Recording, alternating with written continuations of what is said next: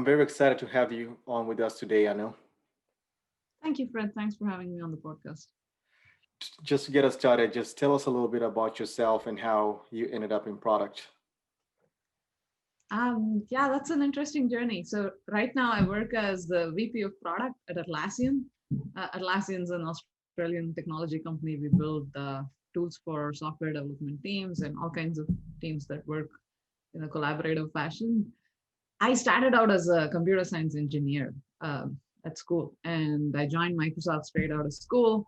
I remember they recruited me off of campus and they said my first project was going to be writing video games on the .NET SDK. I was like, I'll do this job for free. You're actually going to pay me for it? That's awesome.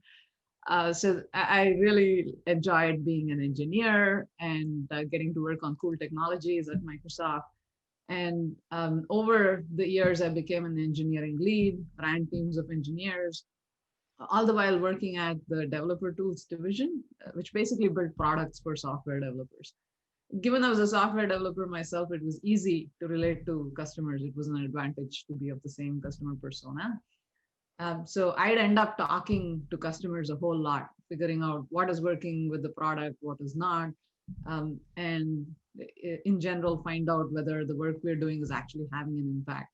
And I remember at one point of time, I was working on a product called TeamBuild, and I was talking to one of our customers of TeamBuild, and he said, because of your product, I can get home a couple of hours earlier each day because your product's saving me time on a day-to-day basis.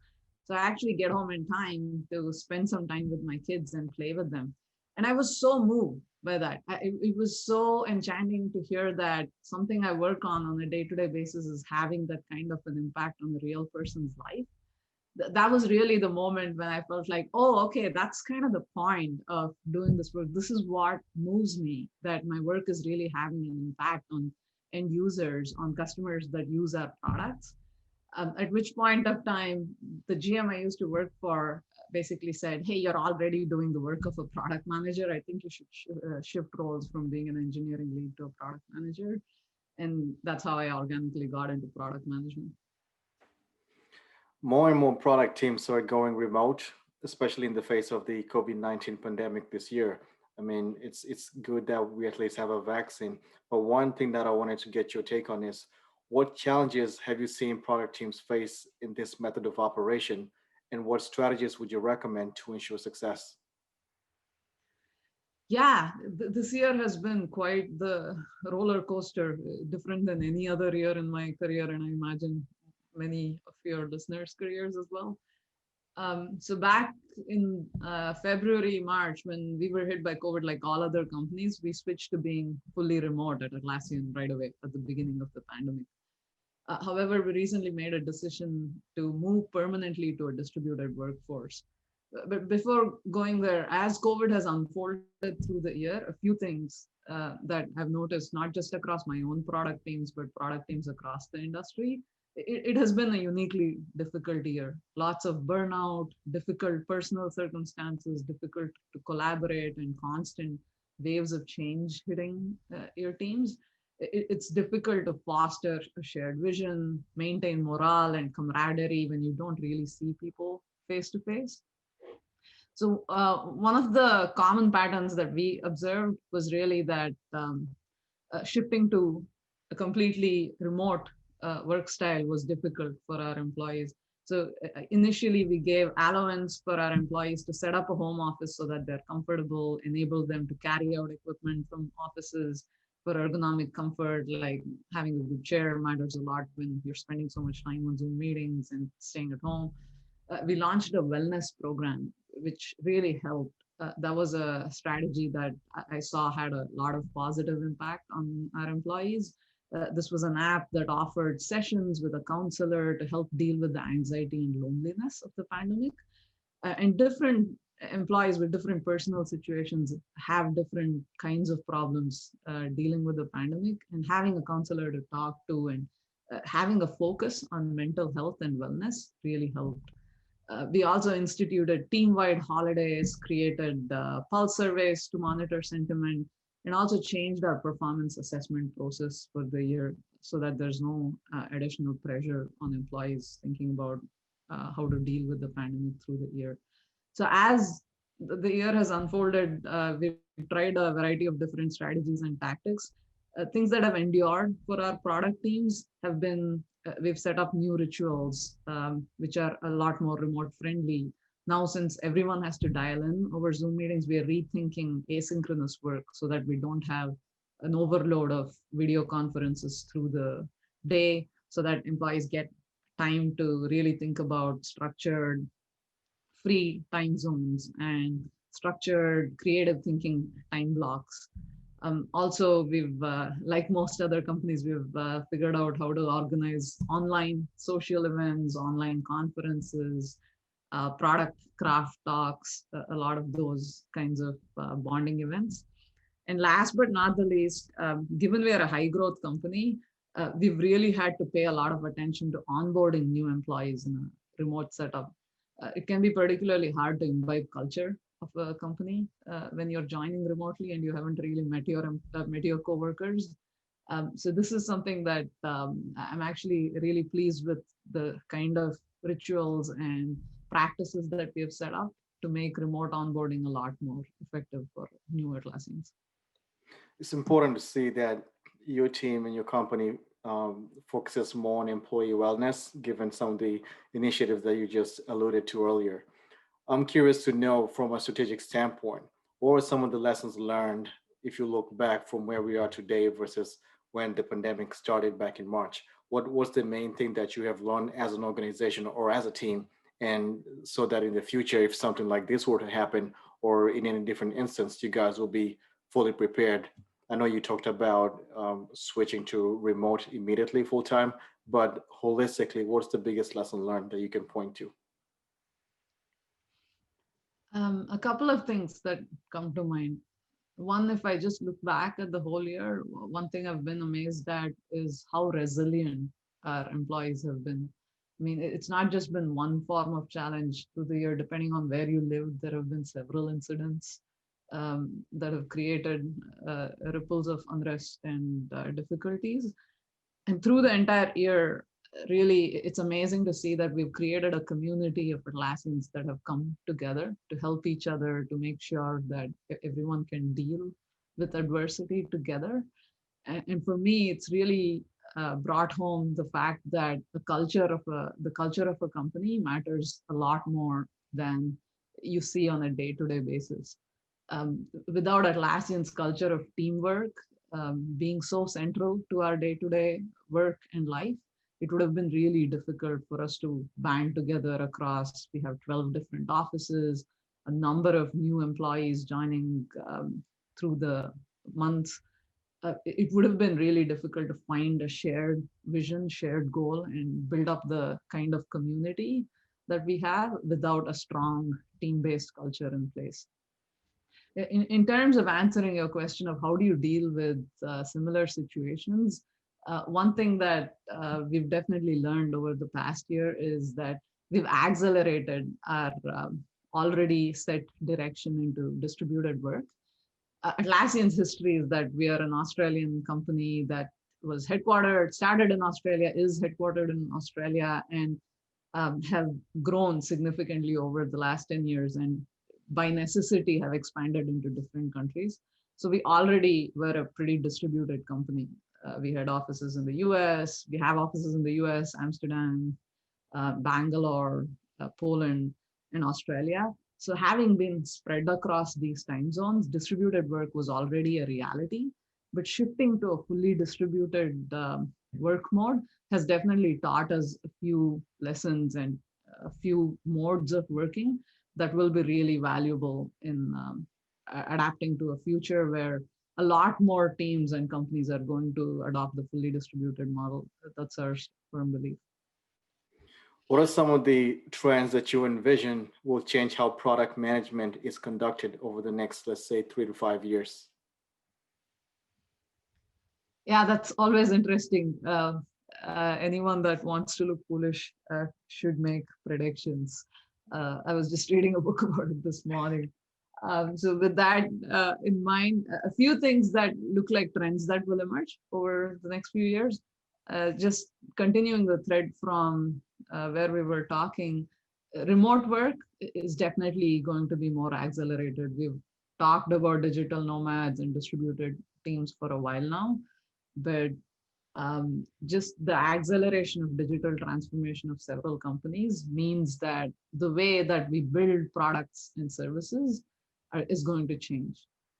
And product managers being at the center of building these products and services will have to adapt to working in a fully distributed mode. So what does that actually mean? Rituals like bringing your team together on with a shared goal and shared purpose, harder to really build connections and build stronger bonds remotely. So you have to think about, okay, how do we really create a social camaraderie, a culture, shared work environment when working across time zones, when working with people you haven't really met in person? How do you inspire your team to go after a shared goal when you don't have these serendipitous hallway conversations where you can share context in small injections just on an organic basis? And how do you actually avoid fatigue and the fact that there are so many meetings that you have to explicitly create to have shared context? How do you actually rethink your work so that you structure it to be a bit more asynchronous than run business as usual as you were when your engineers and designers were sitting all around you in the same office? Something to rethink. So how does product management in a distributed world work? And also building products for a distributed world. We've seen Zoom really take off, and plenty of other collaboration tools like whiteboarding tools, video sharing tools like Loom really take off. So that I imagine there will be an increase in the number of digital productivity, digital collaboration tools. We're fortunate to be in that space at Atlassian. So we see, in fact, a lot more of our products get used by our customers more heavily, being more sticky in a distributed environment. A second trend that we see a fair bit is just the use of data in a secure, sensible, and private, privacy compliant way, but also being able to make smart predictions and really help you move your work forward. So not data for the sake of data, because now AI, machine learning is such a overused buzzword, that really, how do you use whatever contextual knowledge you have about the people that are consuming your products to make their lives easier? In a world where there is an overload of information, how can your products be smart enough to cut through the clutter and offer something insightful and meaningful and relevant and personalized to your users using data smartly? I think that is another thing that's going to become really crucial for product managers to think about as they're building new products. There's something that you briefly touched on earlier, and I want to go back to that. So you work for a global organization, and I'd like to know, what are some of the barriers that product teams face when it comes to their collaboration with decentralized teams that span different continents? And what are some of the potential risks that you've seen come across? Yeah, that's a good one. So through different teams that I've worked in, one factor that has been constant is they've all been distributed teams. We've had employees that are working in different offices in different time zones, sometimes working in the same city, but working out of home or working out of a different physical location. So a few things that are difficult, which we spoke about earlier, and a few solutions that have actually worked for us. One, Trello, one of our products at Atlassian, has always been working as a fully remote team. So one tactic that I learned that worked really effectively on that team was, even when there were 3 or 4 people in the same physical office and a few remote workers, every person would go into their own space and dial in into a conference call, so that it doesn't become 4 people in a room and 3 others calling in, and the 4 people in the room tend to interact a lot more intensely because they're sitting face to face around a table. So having each of them dial in on their own really creates an equal footing. So everyone feels like, hey, okay, we're all in the same circumstance. We're all meeting over a video call. So being conscious about little tactics like that really helps. A second tactic that is useful is we have this concept of halos, where because we have 12 offices literally spread all over the globe, it becomes difficult to work with time zones that are extreme polar opposites of each other. So what we try to do is construct teams around a halo, where useful thumb rule is to say you have at least 4 hours of working hour overlap. So we typically tend to have West Coast and East Coast, or West Coast and Australia teams, where at least half of the workday you can have an overlap of 3 to 4 hours without either of the teams stretching into late evening or very early morning hours of their time. Being conscious around structuring your teams that way helps to make sure that even if you locate engineering teams or a product manager in one location and an engineering team in another location, at least they have enough time to really interact with each other sensibly and meaningfully.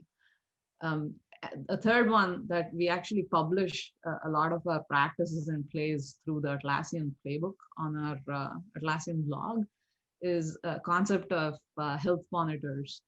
Because we focus so much on teamwork, we've come up with a bunch of rituals and practices that really help establish the health of your overall team. Does your team understand what the shared goal is, what the shared North Star is, what is the metric that we're really trying to nail this quarter? How are your OKRs structured? So we typically have pulse surveys to say, hey, is the entire team on the same page? If not, can we take a minute and actually align so we're all in the same boat in terms of where we're trying to go, what we're trying to ship. So we've collected a bunch of those practices and published them as our Atlassian playbook. We call them people and practices through the Atlassian playbook on our blog post. So that's really being mindful and intentional about it has really helped.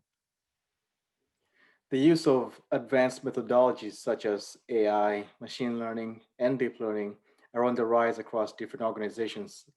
Do you see these technologies having an impact on product? Please share any examples that you've experienced in the past. Yes, definitely.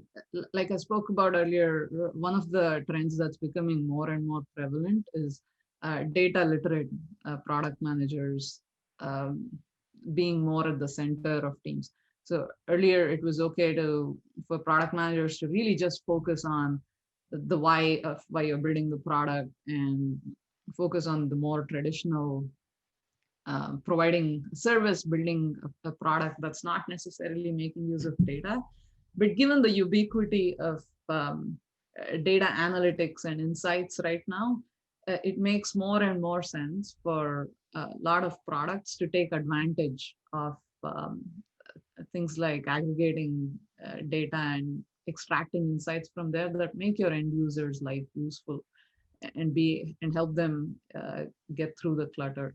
So for product managers, a few things, concrete things that are important that play out in my team as well.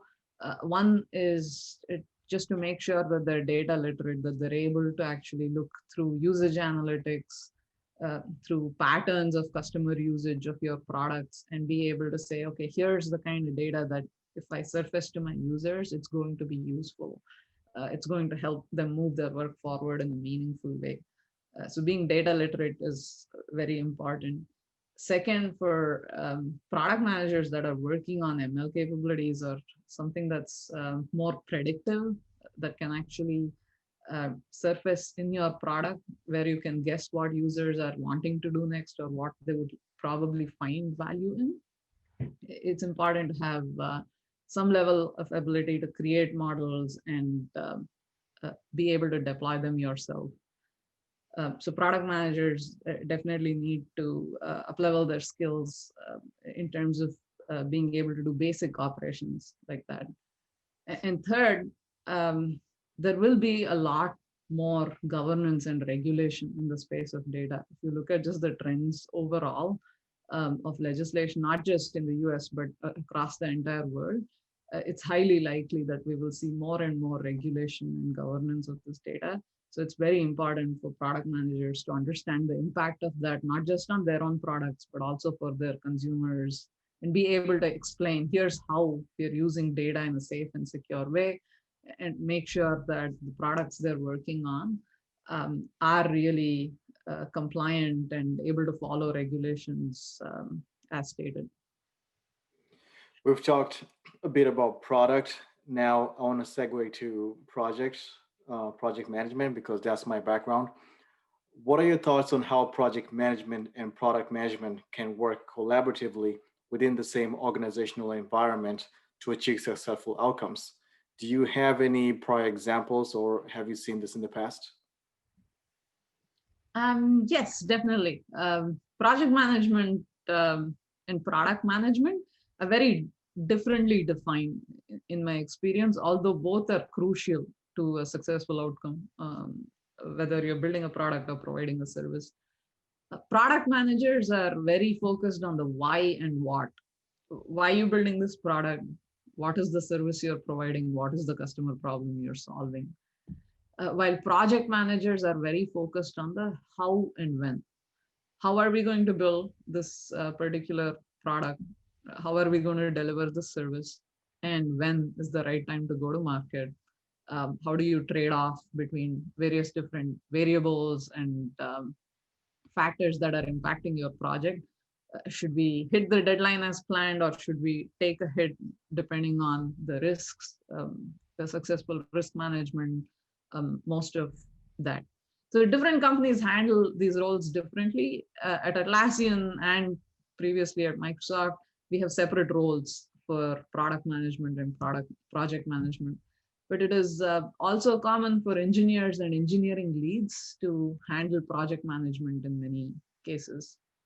The key for product and project managers to work together successfully and collaborate without too much of overlap or conflict or confusion is to make sure that roles and responsibilities are clearly defined.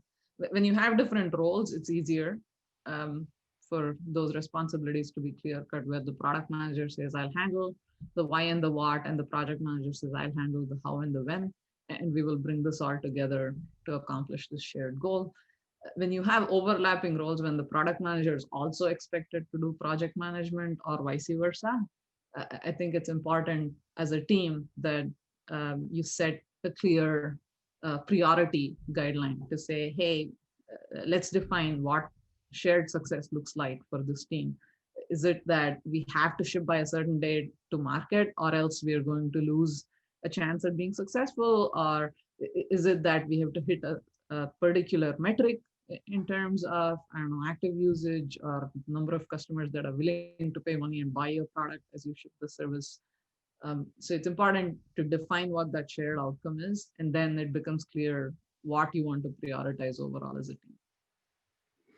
Sticking to project management, how has project management helped your teams better manage key programs and projects at Atlassian? And what principles have you incorporated to ensure the successful realization of key outcomes? Yeah, in terms of case studies, just to your previous question where you were asking, have you seen great example? I mean, the example that I typically tell my teams when we talk about project management is how project management really is an innate function that's required of pretty much every role involved, of whoever is involved in a team, because the success of the project is really a key outcome, a key responsibility for everyone working on the project. And NASA is one of Atlassian's customers, and they have these fantastic project management stories that come out of NASA, where these seemingly impossible tasks, impossible deadlines, impossible technical complexity, and you see project managers being these superheroes that really work against all of those constraints and bring teams together to ship something that someone would have truly thought, wow, that's impossible to accomplish.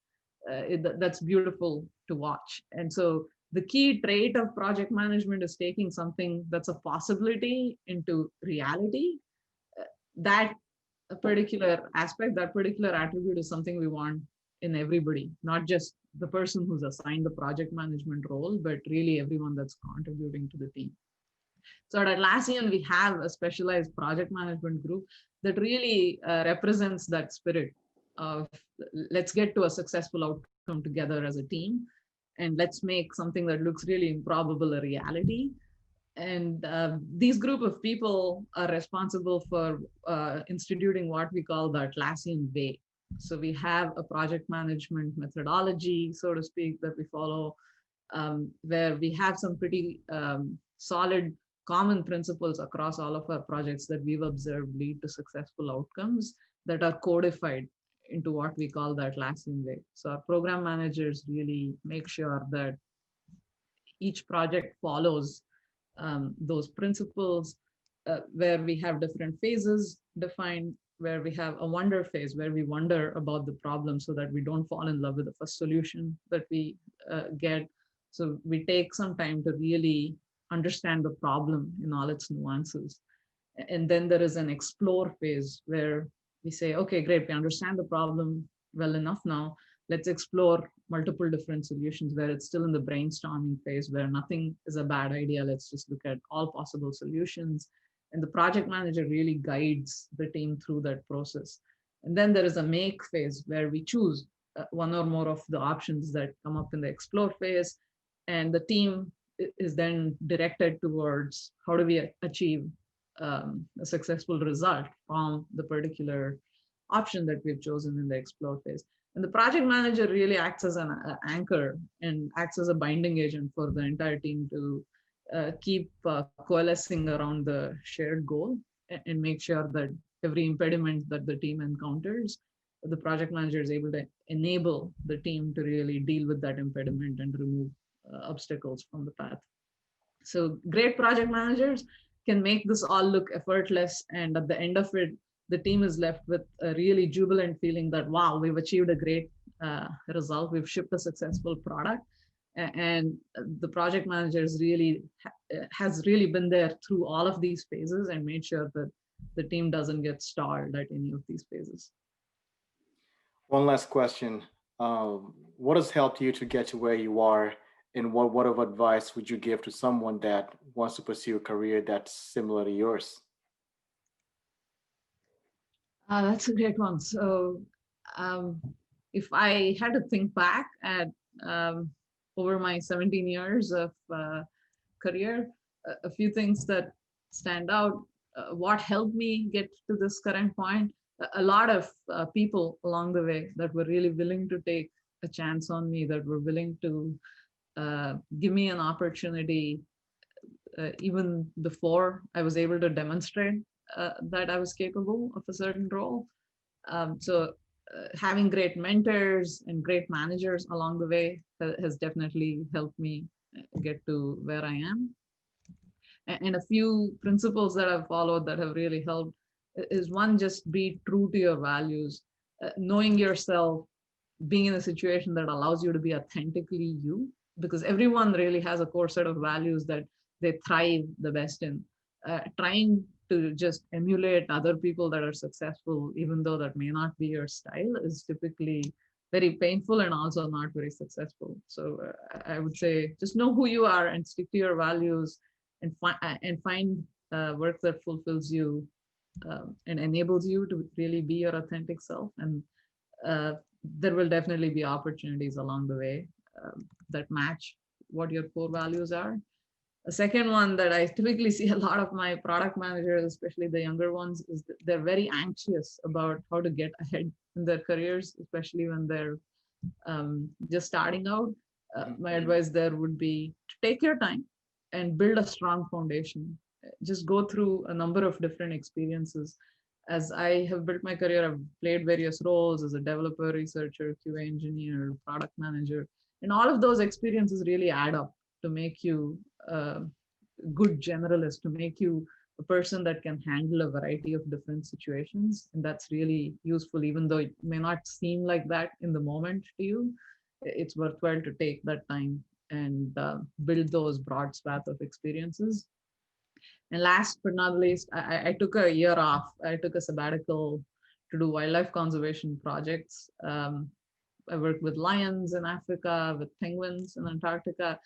And that year off was really helpful to gain perspective and to just look at the impact that technology has on the real world outside our own tech industry bubble.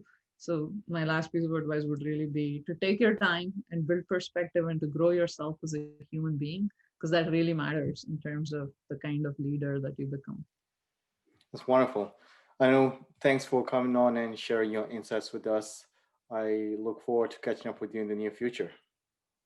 Wonderful. Thank you for having me, Fred. This was great.